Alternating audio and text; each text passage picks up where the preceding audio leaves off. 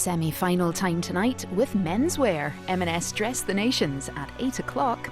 Tuesday at 6 now, time for your STV News. Tonight, the plans to bring Alex Salmond home. His family are in talks with the UK and Scottish governments about flying the former First Minister's body to Aberdeen. Also making the headlines, a big increase in the amount of rubbish Scotland is burning. Despite the climate crisis, incineration is increasing to generate electricity, while recycling rates have stalled. Uber drivers protest outside the company's Glasgow office, demanding better pay and job protection. And in sport, we look ahead to Scotland's Nations League match against Portugal, and we'll hear from the new Hearts head coach, Neil Critchley. I'm Kellyanne Woodland in Edinburgh. And I'm Emma Cameron in Glasgow. This is the STV News at 6.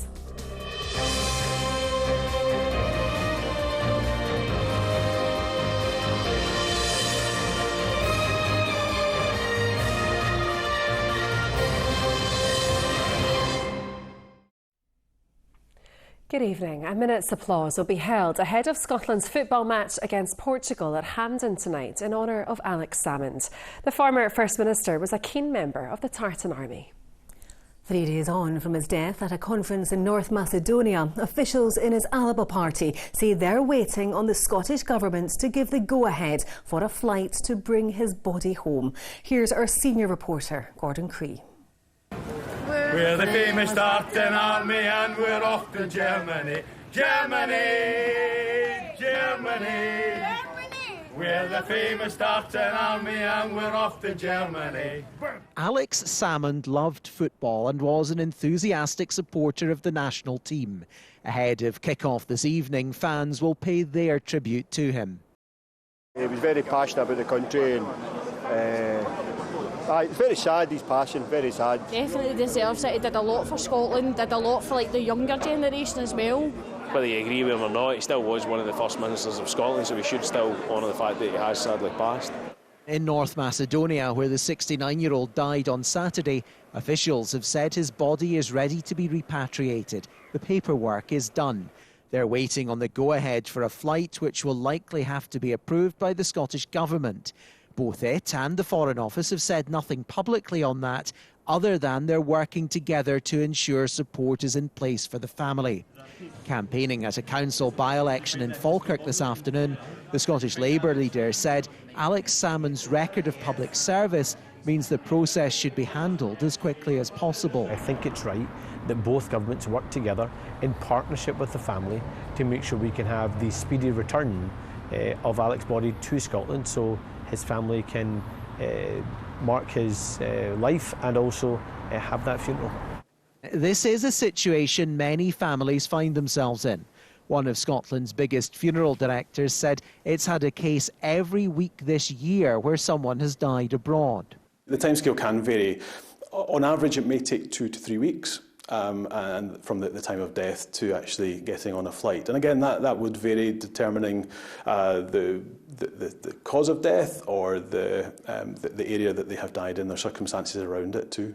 Many of the tributes to Alex Salmond in recent days have focused on his place in history, politically the most consequential occupant of Bute House.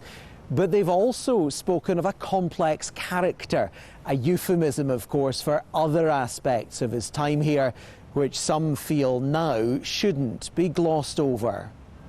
In 2020, he was cleared of sexual assault charges at a High Court trial. But during the case, he accepted he had late-night drinks in the bedroom of his official residence with younger female members of staff and described one incident as a sleepy cuddle. His defence advocate told the jury Salmond could have been a better man. There were also repeated claims of bullying. The head of the union representing civil servants said today balance is important. Whilst he was found not guilty at a criminal trial, the issues that came out at that trial about his conduct, about his treatment of women, about accusations of bullying, I think raise a significant question about whether he was fit for office as First Minister when he was First Minister. And so I think that's only fair that that comes out if people are going to reflect on his life. Alex Salmond's lawyers have described him as a giant of the political scene who has been unequivocally vindicated. Gordon Cree, STV News, Edinburgh. Well, our political editor, Colin Mackay, is at the Scottish Parliament where people have been signing a book of condolence. Colin, what have people been saying? Well, I was down in the public lobby of the Parliament earlier on today. It was actually quite busy. A lot of people coming in, especially just to sign the Book of Condolences. One of the messages read, "Thank you for being such a passionate and elegant voice for Scotland." Another, "Thanks for everything, especially the horse racing tips." Alex Salmond was a big fan of the horses. Other messages are recalling from people when they met Alex Salmond out on the campaign trail. But I can also tell you that Alex Salmond's family have been in to see the Book of Condolences today. They say they appreciate all the messages, and they're particularly pleased about the idea of that minute's applause ahead of the Scotland game at Hampden tonight. Now they, as the family, have been in talks with the UK and the Scottish Government about getting the former First Minister back home. They want to do this as soon as possible, ideally by the end of this week. And I think there could be an announcement from the Scottish Government tomorrow about plans to charter a flight to speed up the process, get Alex Salmond back to Aberdeen for a private family funeral, and that could potentially be followed by a much bigger public celebration of his life. All right, Colin, from the Scottish Parliament, thank you very much for that. The amount of waste that's sent to incinerators in Scotland to be burned has increased by more than a fifth in the past decade. New figures from the Shared Data Unit show more than a quarter of rubbish is now sent to what's known as